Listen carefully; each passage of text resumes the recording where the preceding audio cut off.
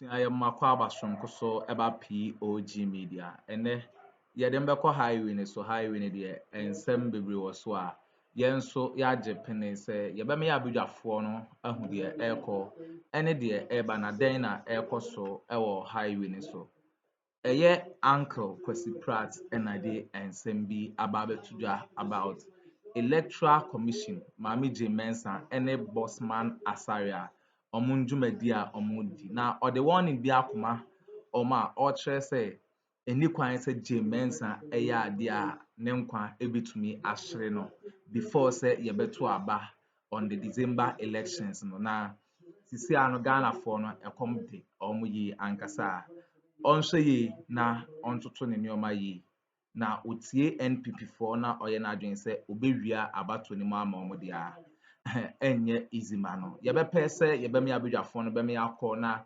yakwakotie nsem a K.Pratt de etudwa na answer na yebekọ no o ensem kan bi afahye ye comment section like na share ma afofo nso ensa into me enkabia ha POG Media madam ase called. Well, I think the first important statement to make is that the depreciation of the city has many dimensions, and it's not a very simple issue to discuss. Indeed, it can, be discussed for all the 3 hours that this program has. The other panelists have discussed many aspects, of the problem. And I intend to focus attention on just 1 or 2 aspects of the problem, which may not even be economic, but nonetheless are very significant. Now, the most important thing for me is that it has to do with our politics, how we vote, and how we examine promises which are made by politicians. Because I recall that not too long ago, just about 7 years ago, a little over 7 years ago, we were in an election season as we are today. And one of the contenders, the New Patriotic Party, and its leaders made a huge promise to Ghana. Now, at the time, the dollar was being exchanged, $1 was exchanging at the rate of less than 4 cedis. It was 3 point something, less than 4 cedis. Now, the New Patriotic Party and its leaders looked us in the face and said that was catastrophic. And that if we voted for them, they would stabilize the city. Now, this is very important for me. This is a major promise that they made to us. Okay. Now, since then, we voted after 4 years, and we are just about to vote again. The immediate question is, were they able to fulfill this promise? And the answer is no. Because from less than 4 cedis to $1, we've now reached a situation of 15 cedis to $1. Now, this is crazy. You understand? They've not stabilized the city. The city has gone haywire. 15 cedis to $1. That is where we are now. Now, so we can make the point about them not fulfilling their electoral promise. And we can punish them, or indeed we should punish them for not fulfilling that promise. But I think it's important that we don't leave it just at that. This should become the reminder that promises are glibly made in the election frenzy. And therefore, we should be listening to the politicians very, very closely and examining the promises that they make. Okay? And now, they are making fantastic promises again. I mean, I'm hearing some of the promises, and I'm wondering what these politicians take us for. And I mean it, these politicians. What do they take us for? The other day, I heard a gentleman who is also so anxious to become president and so on. And one of the promises he has made is simply that he will go to Jamestown. You see Jamestown, you see that it's a seashore. And he would make sure that he would divert the sea all the way from Jamestown to Bantama in Kumasi. What is the cost of such a project? What is the cost of such a project? And in any case, do we want the sea in Bantama? And if we manage to take the sea to Bantama, what advantage does it give us? And so on. Is it even technically feasible to take the sea to Bantama? You understand? So that promise needs to be examined in much the same way that the promise which was made by Nana Addo Dankwa Akuffo and Dr. Mahmoud Bawumia to stabilize the city needs to be made. You understand? Now, there were some other promises which had been made in the past. I'm not going to go there. I mean, Thrěatěn was excellent at making fantastic promises. I don't think that she's any longer in the race, and there's no point visiting some of the promises that she made and so on. But this is where we are. Now, the continued devaluation of the city. What is it that leads the city to be devalued regularly and constantly and so on? What is it? This morning, my good friend and brother from Odododio did his analysis. And he made the point that the dollar is actually, in real terms, a worthless piece of paper. And that is true. The dollar is not backed by anything. When the United States government needs money to do anything, it just prints. And as a matter of fact, the cost of printing the cedi is far higher than the cost of printing the dollar. Check. Because the cedi has a lot of colors. The dollar at most has 3 colors. So in terms of cost of printing, the cedi is more expensive to print than the dollar. And yet the dollar, which is backed by nothing, just printed piece of paper, appears to have or does have a lot of value which the cedi doesn't have. Why? You see, when we are dealing with currencies derive their value from the level of confidence people have in the economy of the issuing country. That's all. The dollar has become the currency of choice for international trade, only as a matter of confidence. It is not that, and he said that brilliantly, it's not that they are producing a lot of gold.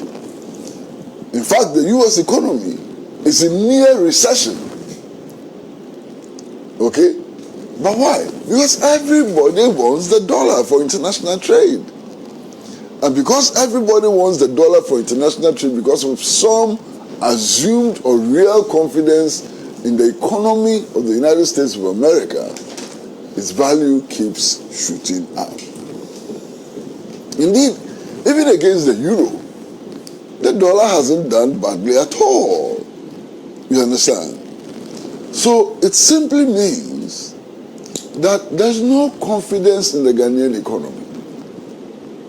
I mean, recently when the dollar hit 14.2 cedis, there was a shortage of dollars on the market. Why was there a shortage of dollars on the market? Because people believe that if you keep your money in cedis, you would lose. And that it is more sensible to keep your money in dollars. So there was a rush for dollars. Now that rush for dollars, people who have money, who are rushing to keep their money in dollars, itself devalues the cedi and increases the value of the dollar. So we are dealing at a certain level with confidence, just confidence. That intangible thing called confidence is what we are dealing with. Okay. So therefore, there's another question. How come that the confidence in the Ghanaian economy is so very low? The confidence in the Ghanaian economy is so very low for a number of reasons. And one of the major reasons is that we have become import dependent. Look, the problems that we suffer in the economy, the value of the currency and so on, is traceable to the 1966 coup, February 24th, 1966 coup, when a group of nitwits and bandits and political ignoramuses decided to truncate the part of national development, the program for national development, which the Nkrumah government had put in place. The Nkrumah government had crafted a 7-year development program aimed at the building of a self-reliant national economy. An economy which does not suffer, a cough when the economies of the metropolitan countries develop a cold. That was the kind of the economy that the Nkrumah government wanted to build. What did they do? They came and dismantled that economic arrangement and recklessly embarked on the path of neoliberalism. And we are still on that path. The only government, and I mean it, the only government since February 24, 1966, which made an attempt to move away from what sometimes is described as the Goggisberg economy, the neoliberal order and so on, is the Achampong government. Finish. No other government. Okay? Now, some of the stories, if you tell them today, they will sound like Anansi stories. But they are important stories to repeat and repeat and repeat so that they serve as some kind of a warning for all of us. The Nkrumah government had established a tannery, that's the factory for making leather, at Avaime in Samuel Okujato Abrakel's constituency. They had established a tannery. Now listen very carefully. They had also established a meat factory in Bolgatanga. I hope you are beginning to see the connection between tannery and meat factory. And then they had also established a shoe factory in Kumasi, and the connection must be very clear now. So, initially, we were to bring in cows, okay? They skin the cows for the tannery at Avaime, to turn the skin into leather for the production of shoes in the Kumasi shoe factory, and to can the meat in Bolgatanga, the corned beef project, the cannery in Bolgatanga. So you see the connection. Now what happened? when the 1966 coup occurred, these brigands, these fools, these ignorant people killed the cattle and used the meat for pepper soup.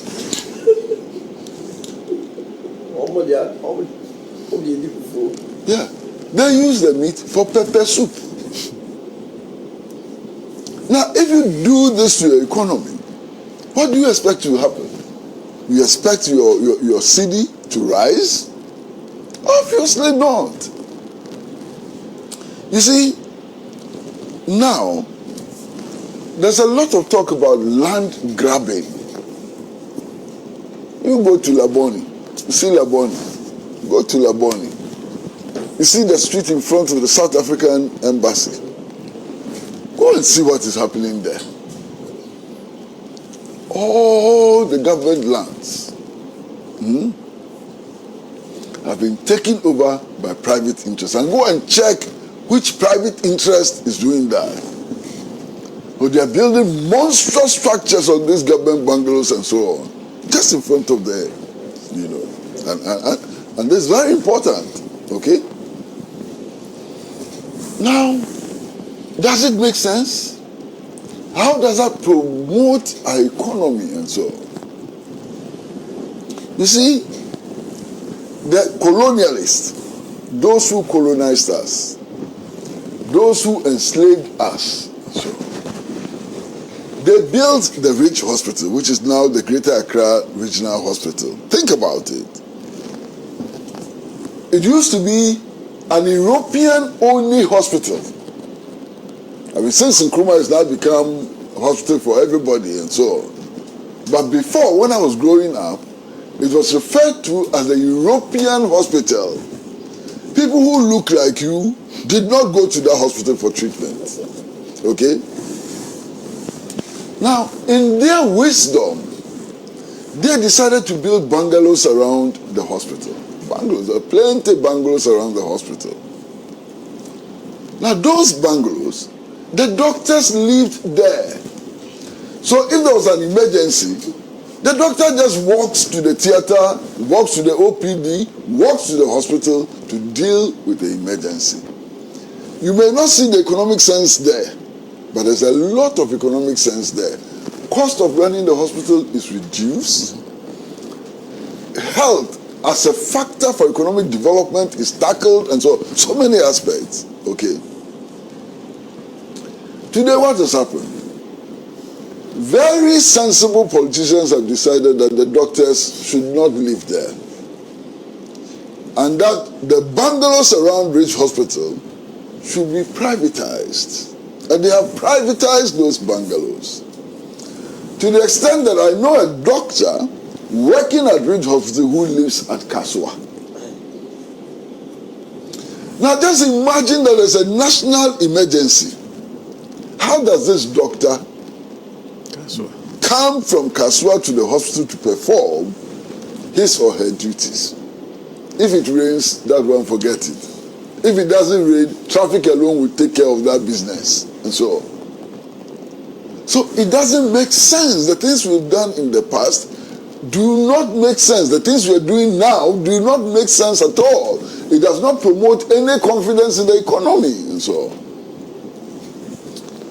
Now, my brother, 7 years ago, our president boldly walked to the microphones. Boldly, chest out, walked to the microphones and said he had seen God. He had had a conversation with God. And in the conversation with God, he had promised God that he would build a house for God. God needs accommodation. My brother, God is homeless. That he will build a house for God. This is God who supposedly created heaven and earth. Created the galaxy. The galaxy, you know how big the galaxy is? But he's homeless. God is a homeless person and needs a house. A lot of people spoke a lot of sense. Nobody listened. So we started building a house for God. You understand? Now, we took 200 million. 200 million. Is it dollars? Cities, yeah. No. Whatever it is, something worth 200 million. Yes. And we dug the biggest and most expensive hole in the world. Does that not affect your CD dollar rate? It doesn't affect your CD dollar rate? It does, in many ways. But the worst part of it is that those responsible for digging this hole now turn around, they look around the country and they say, look, some people are very, very incompetent. They are the only competent people in the world. Competence. Is this competence? And the people they are accusing of incompetence, they say, look, they built the Greater Accra Regional Hospital at an inflated cost. They are incompetent. They are thieves. The hospital is there. It's taking patients. Let us agree that the hospital was built at an inflated cost. Is it not there? Is it not functioning? Is it not dealing with complicated surgeries and so on? So if that is incompetence, building the Greater Accra Regional Hospital is incompetence, it's a mark of incompetence, what then is the whole near Parliament House?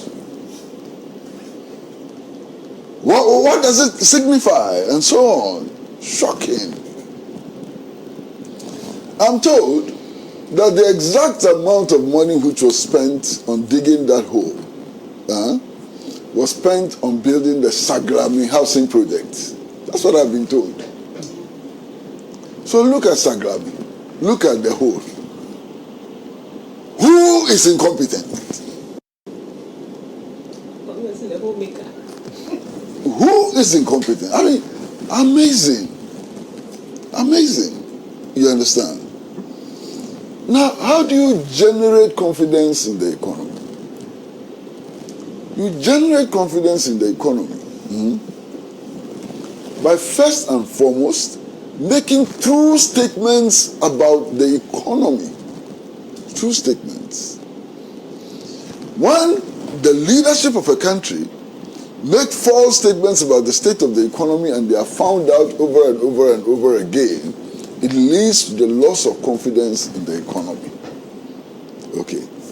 Now, look at the kinds of statements we've been making about the state of the economy and how to move forward and so on. I mean, one politician, he looked us in the face and courageously told us that taking loans is an abomination. But why are we taking loans? You don't have to take loans to develop. All you have to do is to toll your roads. And if you toll your roads and you collect the road tolls properly, you would never have to borrow. Obviously, this politician was coming from Cuckoo's land. There is no country anywhere in the world which has developed simply because it collected road tolls. If you collect it efficiently, it may finance the construction of roads. That's all. And, Master, the instruments for borrowing, the mechanism for borrowing and so on, is available to all of us, and you borrow under some circumstances. Now, this chap, I don't want to mention his name because everybody knows him already. In fact, everybody knows even his nickname. His nickname is most exciting. His nickname is Timothy. You know? Nasana, listen to me. He's in a government that has borrowed more than any other government in our history. Check the records. More than any other government in the 67-year history of Ghana after independence. So, we should be listening to them very carefully today. We should be weighing the promises they make. And we should be careful not to vote for people who talk glibly. Because if you vote for glib talkers, in the final analysis, the price of Kinky moves from 50 pesos to 5 cedis in 6 years. If you vote for people who talk glibly, in the final analysis, within a 7-year period, the value of your cedi decreases from 3 point something to $1 to 15 cedis to $1. If you listen to people who talk glibly, in the final analysis, what you have is what we have today in Ghana. You understand? Now, what is it that we ought to do in order to lift the city up?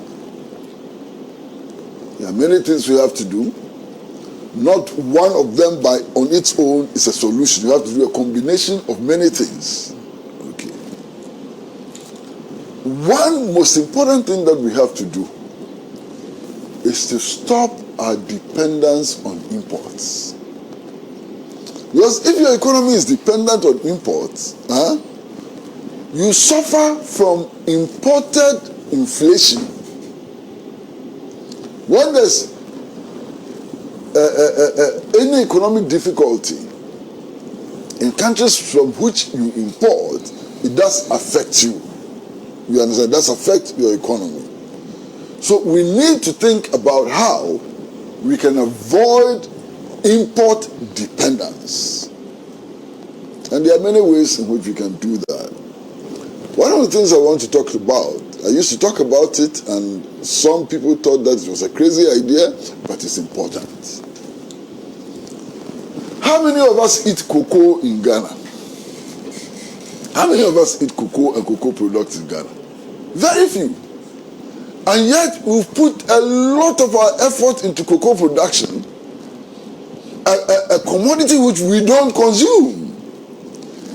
Is it sensible to export cocoa and import rice? Would it not be more sensible to produce rice instead of cocoa? And mind you, all the 16 regions of Ghana have favorable conditions for the cultivation of rice. And indeed, the quality of rice which is produced in Ghana is much higher than the imported white rice that we bring into the economy. Maybe we should begin to think about what we produce, begin to evaluate the usefulness of what we produce to ourselves. That may be one of the steps that we need to take in order to address this economic quagmire that we find ourselves in. But you see, there's something also very interesting. In the period of 7 years that the new patriotic party has been in power, the level of cocoa production has been reduced by 50%. Check the figures. 50% reduction in the level of cocoa production. Today, cocoa is selling at the highest price in history since Tete Kwashi brought cocoa to the Krapim Mountains. Today, if you go to the New York Stock Exchange, it's phenomenal. But you see, Ghana is not benefiting from this huge monumental increase in the price of cocoa. First of all, because we are underproducing, and secondly, because we do forward sales. The cocoa we are producing this year was sold maybe last year or 3 years ago. So we are doing forward sales. So we are not benefiting from the rise in the price of cocoa on the world market. We are not benefiting at all. Massa, even the Rawlings administration, and I'm saying this advisedly, even the Rawlings administration Because no government in Ghana has embarked on the path of neoliberalism to the extent that the Rawlings regime did in 1982, 1983. You can check the record. Under the marching orders of the IMF and the World Bank, we did crazy things in this country in 1982-83. The national currency was massively devalued. Retrenchment of labor resulted in 300,000 workers losing their job. Check the figures from the Trade Union Congress of Ghana. We embarked on a massive privatization of state enterprises to the extent that we actually set up a structure to sell state enterprises headed by the late Mr. Bawumia and so on. You understand? But even under the Rawlings government, efforts were made in order to build factories that turn cocoa beans into usable products and exportable products. And so even under Rawlings, what is happening under this government? This government, which prides itself that it has the men. And when they talk about having the men and so on, you know what they mean? You know. Now there are people with some academic credentials, doubtful academic credentials. As they are talking about people who went to Yale, who went to Oxford, Cambridge.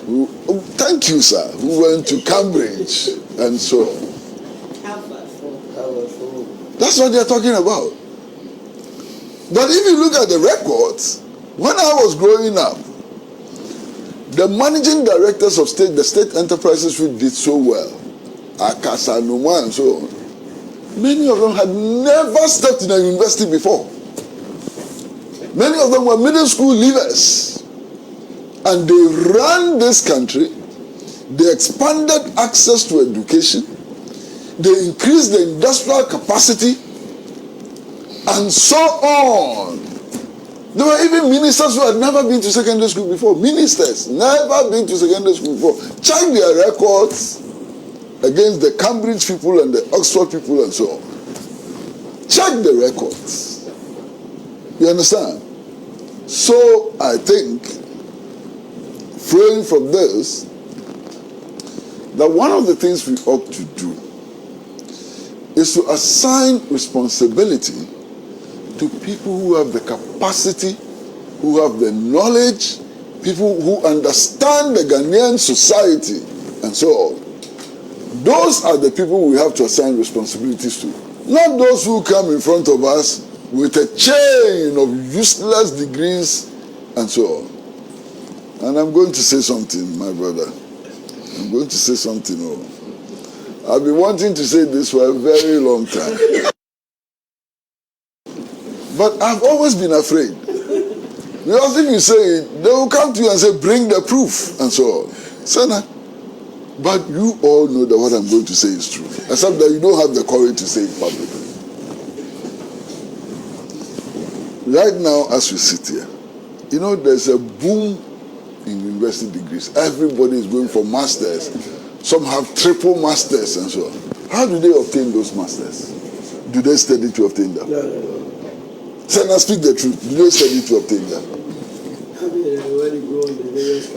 Master, do they study to obtain them? Because I know how some of them obtain those masters.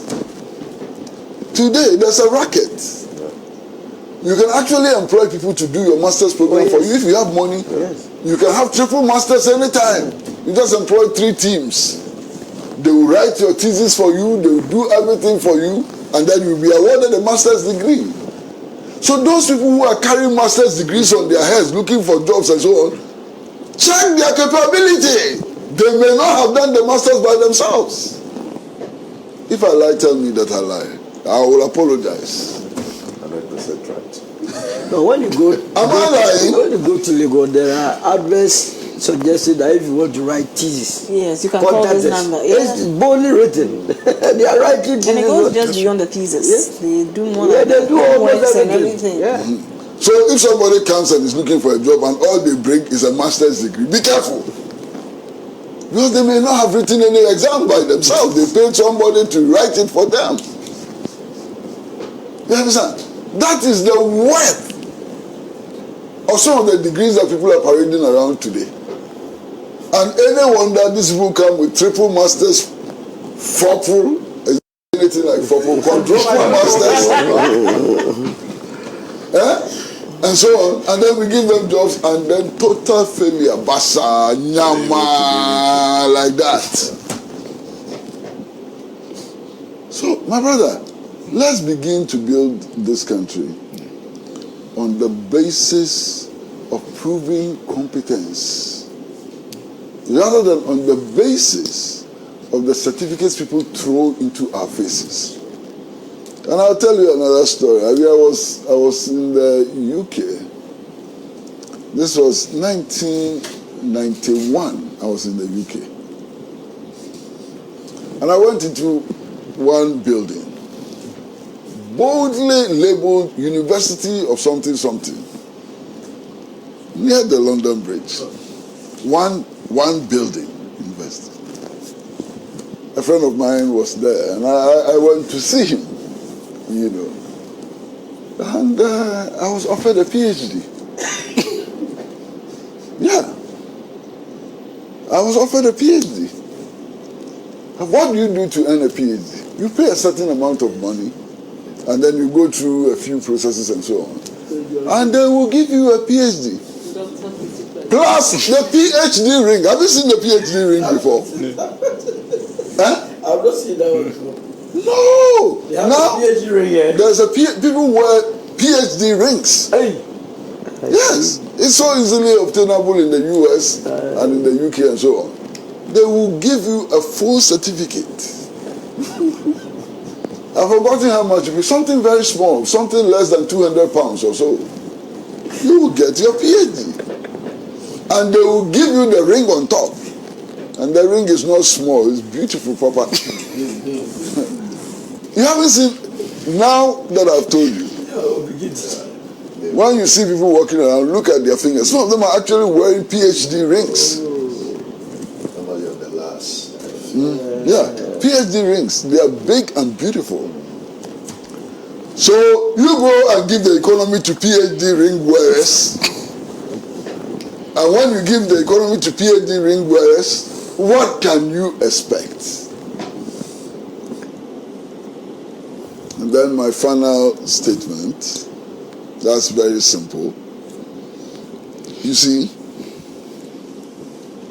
God, whichever God you believe in, because there are different concepts of God. Yeah. But whichever God you believe in and worship, that God is not an economist. Whichever God you believe in, you understand? Master, if prayers could change things in Ghana or anywhere in the world, we will not be having doomsday today. Because the cassock wearing priests who traveled to Akuffo to go and pray over the dam, they were not small priests though. I mean, in terms of size, they were not small. Some of them, their pot bellies, you would think that they were pregnant. Okay? Big priests. In terms of reputation, they were big and so on. They prayed and prayed and prayed over the Akuffo dam, and we still had doomsday. And we are still having doomsday. What lesson should that teach us? That solving doomsday is not a matter of prayer. Before this limited voter registration exercise started, did you see that woman on the Electoral Commission? So now if you tell me that you didn't see her, I'll be very angry with you. Which woman? That woman on the Electoral Commission who put the machines down, I think on the table. What? And prayed over the machines. The voter machines were not working, the BIDs and so on, they were not working. This electoral commissioner, instead of looking for mechanics and paying the mechanics to repair the machines, decided to anoint the machines. And she prayed over them. Hey, she prayed. What happened? So this nonsense of praying our problems away, we should stop it immediately. Because we know that it doesn't work. It didn't stop Dumso. It didn't stop the huge errors in the voter registration exercise. And I don't see how it's going to make the CD rise. Because already we have seen an archbishop. Why are you laughing? Is it not what I'm saying? Is it not true? Yeah. A full archbishop in white cassock with red trimmings and some hat on top, commanding the city to rise. Rise city. Uncle Betty is cracking us up today. You can be a good preacher. The voice. You have the voice. Rise city. Rise. No, I'm You should only personal imitating. business.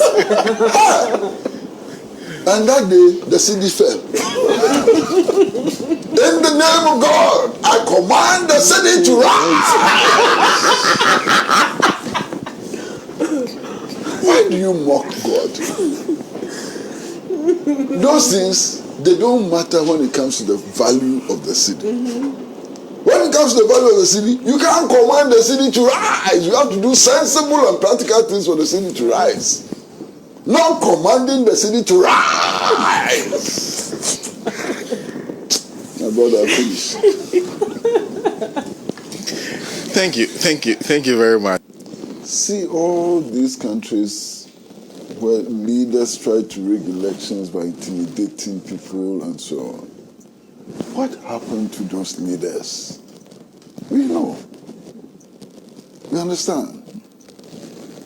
See all these countries around the world where leaders ended their term limits and said, no, we will stay on, either personally or through surrogates, and see what happened in those countries. Why do we think that Ghana is different? That Ghana is so different that those things that happened in the many, many other countries cannot happen here. I think our leaders should look sharp. Look, this Akan proverb, "Sewunim uwa shenda," is very weighty. And I'm imploring our leaders to pay attention to this Akan proverb. Then also, Makabrofo, my brother, then also, there are institutions that we, the people of Ghana, have set up to prevent mayhem and chaos. And we have equipped these institutions to take appropriate action at the appropriate time. Listen to what I'm saying very carefully. I'm deliberately choosing my words. We have set up institutions and equipped these institutions to use some methods to intervene in order to prevent this country from falling into chaos. If we continue on this path, we would only be inviting those institutions to do what they are mandated to do by the constitution of this country. Don't blame you, don't blame anybody for the consequences of your own actions. Because voter registration exercise, small voter registration exercise, not the actual voting, what I saw was frightening. Two sides firing weapons at each other. Two sides. Now, if the police was to behave the way they had to behave and so on, what do you think that the police should have done? And if the police failed to restore order and so on, what do you think would happen next? The army is then invited in to restore order, to take over. You understand? So what is happening is most dangerous. And leaders of all the political parties must think twice and take measures to avert it. I've seen some things before. In my very short life, I've seen things. I saw the 1966 coup with my eyes. I was at the Abavana Junction when the soldiers and people came to arrest Nkrumah security men. And I saw the blood that flowed on the streets, Abavana Junction. You see that place where the PSC has its national headquarters? Just close by. I saw it. I saw the blood that flowed at the Accra Newtown Trotro station. Then it was the Lagos town. When some security personnel came to be arrested just right at the junction next to the post office. I saw it with my own eyes. I saw the mayhem that occurred at Kanda Estates.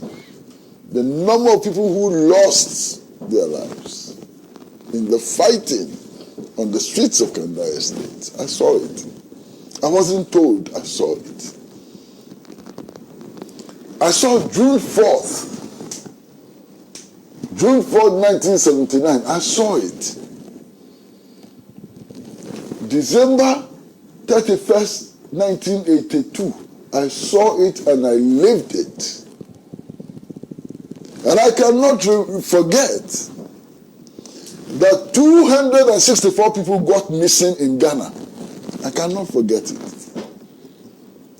Those of you who are misbehaving, who are buying guns for people to shoot at registration centers, those of you who are buying cutlasses and distributing them and so on, be careful. Be very, very careful. Because when it happens, it will happen. I hope you understand what I'm saying. When it happens, it will happen. And nobody can be insulated. Look, December 1981, after the coup, my classmate, Lieutenant Emmanuel Tete, innocent person. He didn't carry a weapon, nothing.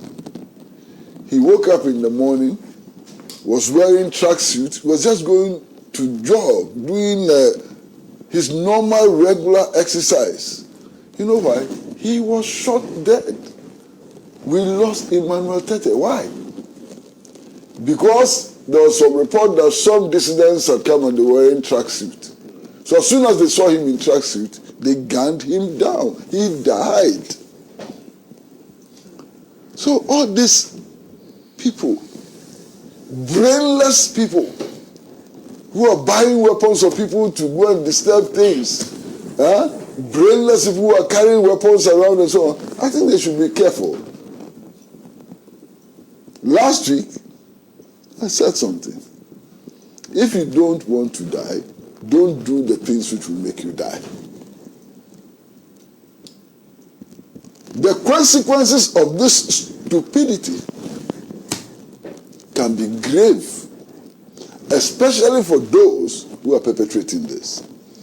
And say now, say Electoral Commission, we give them bodyguards. Some of them are protected by armored vehicles and so on. I'm sure their salaries are not small. They are not like the type you take at Radio Gold. No, so, not close. You understand? And they cannot do simple addition. They don't know 1 + 1. What are they sitting on the commission for?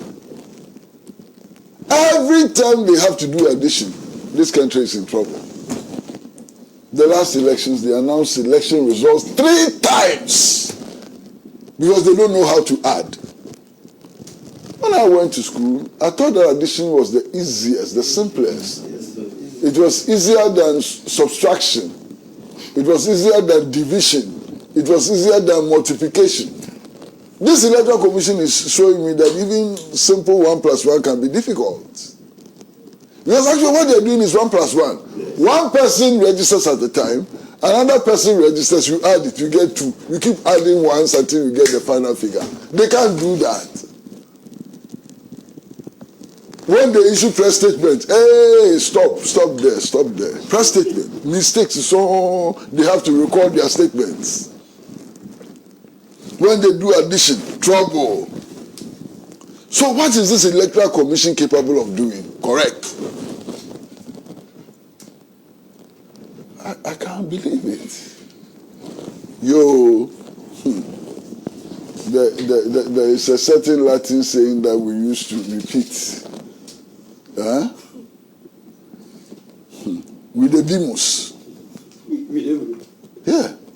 Videbimus. I think there was something that we used to say in addition. Videbimus. Vide. Sena. Vide.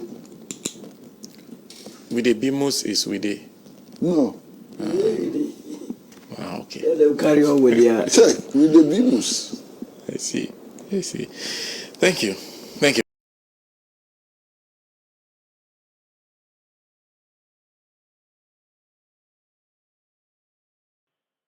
Abusuawe ne ensema K.Pratt ede etudwa eye Bosman Asare ne maami J.Mensah nioma ekoso ewo Electoral Commission headquarters ho nsem na ye de bremu no aha eye POG Media political trending stories bi ekobiano yenso ya jepene se ye de bebremu.